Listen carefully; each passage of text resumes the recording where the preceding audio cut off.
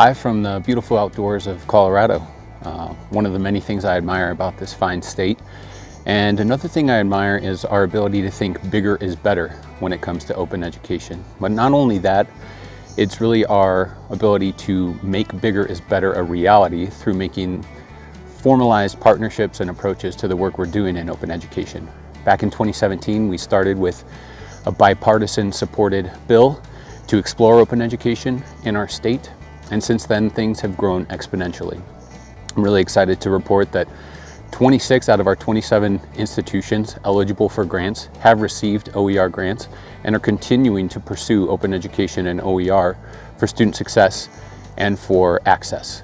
Now, our strength comes from the diversity of our institutions, 2-year, 4-year, urban and rural, and that's really where we get at this formalized big approach being the success and one of the key ingredients to open education in Colorado. Guiding the OER efforts in Colorado is the OER Council. The OER Council is made up of 15 members representing 12 different Colorado institutions and 2 state agencies to steer the statewide work, which includes Colorado's grant program, our annual conference, and professional development opportunities like our OER Ambassador program.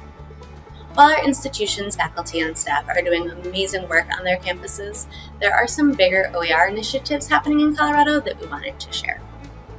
These incredible OER efforts were made in just our first 2 years of OER state funding. We've trained 127 OER ambassadors and awarded more than $1.5 million in grant funding, touching more than 30,000 students and more than 200 courses. And since there is nothing more exciting than a big number, Colorado educators have saved students more than $3.9 million in a single year, which is a 7 times return on the state's initial $550,000 grant investment. While Colorado might not be the biggest state, we are one of the best when it comes to collaboration and OER. Hola, soy Alegría Rivadeneira, profesora de español en CSU Pueblo, una pequeña universidad regional con un alto porcentaje de estudiantes hispanos y de primera generación. Creating OERs allows us to offer free relevant content that reflects our students' experiences, which is key to their success. In my field of language teaching, we have a large number of students who grow up speaking Spanish at home. This group has traditionally been forced into textbooks designed for second language learners with terrible outcomes. I've developed OERs for content-based classes about food, health, and linguistics. In them, my students can see their experiences reflected and develop their language skills through the use of authentic materials that are relevant and appealing. Through open educational practices, our students share their unique voices with the world. In my music and society class, students developed a 214-page book with topics relevant to them. In my food and society class, they created a website with recipes, children's books, and explorations of food and identity. Now, others can read about how a young Latino man expresses his multiculturalism through his love of tortillas, frijoles, pizza, and pumpkin pie. Hi, I'm Dustin, and this is Meg. And we believe that bigger is better. But we're also going to talk about the fact that formal is better than informal and what that means. The ways you can formalize OER and why you should formalize OER. There's many examples that we can show to you. Meg, why don't you give us the first example? So probably the biggest and the best thing that you could do is to have federal and statewide legislation. So if there's any way you can affect this, any way you can influence it, this is really what puts things in writing and keeps them permanent for a long time. Yeah, and that federal statewide legislation also can lead to federal or state dollars, grants, funding, anything along those lines. Those two are your big kind of permanent tools for influencing OER at a high level across the state or across the nation. Meg? Another one is federal and statewide documented and formally announced priorities, challenges, awards, anything that the governor would put out in writing for higher education for K-12 to say that OER is important and will continue to be important. Yeah, we really like this idea of things being out there in writing. So we love resolutions, and resolutions can come from any number of places. They can come from your student body. They can come from your library board. They can come from faculty senate. Whoever can make a statement and make it an official statement of a body that there's a resolution that OER is important, it is good, this is what we do, whatever that looks like, we love resolutions. And we also know that education loves strategic planning and priorities, policies, anything like that. So if you can get something into a policy, strategic planning, what are priorities at your institution, that also helps a lot. There's also all sorts of different types of institutional programs and individual programs. They can be your whole university, or they can just be academic affairs or just your library. Any sort of program that has kind of a formal background is something that gives you a pillar to lean on. So another thing that's really important in higher education especially are criteria, anything that's used for tenure, promotion, evaluation. So making sure that this is something that people should do in order to move ahead is really important and helpful. And finally, and these are just some examples, there are others, assessment. Is this something your organization cares about? Are you tracking OER? Are you tracking textbook costs? Are you tracking these pedagogical practices? If you can get OER in assessment, it becomes incredibly formal for the way your university looks at itself. And lastly, we just want to let you know there are many ways to do this.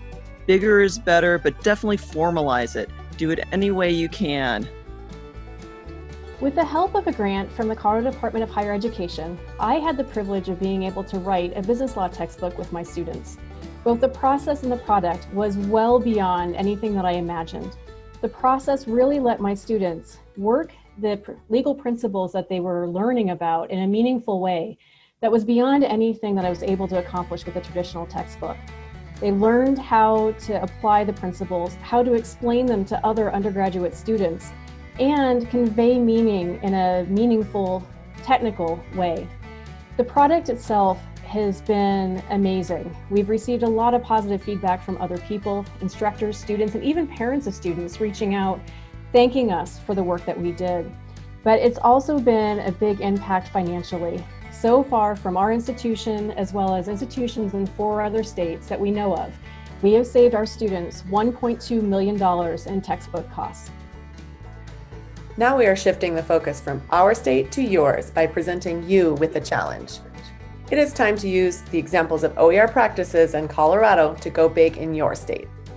This challenge can be scaled to meet you where you are at, whether you are involved in state policy and decision-making, on a committee at your university or college, a faculty member, an instructional designer, a librarian, a student, any human being involved in higher ed teaching and learning in any capacity. This challenge is for you. So what's your first step towards formalizing OER? Is it getting OER included in criteria for tenure, promotion, or evaluation? Or getting OER written into an institutional policy or strategic plan? A resolution by an institutional board or body, statewide priorities, challenges, or awards, or even federal or statewide legislation? Ask yourself, who are my legislative partners? Who are my institutional or consortial partners? Identifying these key players and making contact will go a long way towards formalizing OER in your state or region. How do you represent your state demographics, recognizing strength is in diversity? It will serve you well to see this strength in difference when it comes to OER. In Colorado, difference is apparent in the support for OER coming from both sides of the political aisle, and 2-year, 4-year, urban, and rural higher education institutions alike. Also, Colorado OER Council members represent Colorado's demographic and geographic diversity to function as the state steering committee. Ask yourself, what are our state demographics that need to be represented in the context of OER? And what diversity can I identify to strengthen the effort? What actions can I take to move open forward? You should now have the tools you need to take OER big in your state, at your institution, your department, your unit, or wherever you utilize OER. Remember to identify your demographic, find strength in your diversity, and formalize in policy as well as practice. And you will be on your way to meeting the OER Bigger is Better challenge.